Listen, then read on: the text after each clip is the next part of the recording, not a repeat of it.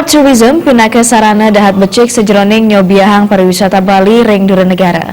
Yening sport tourism sering kelaksanayang mejanten jagi Presiden Incapang PAD.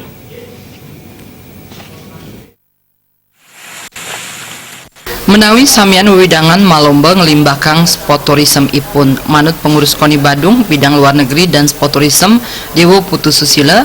Sport tourism katureksain sarana dahat becik sajeroning nyobiahang pariwisata Bali. Sport tourism madue nilai media value utawi media branding sani becik. Santukan kasobiahang oleh media nasional kantos internasional. Dewa Putu Susila ngicen wimbe skadi parikrama lari Bali 10K utawi selancar internasional. Yening sayan sering kelaksanayang parikrama sport tourism jagi ageng pawasana ipun majeng PAD ring Bali.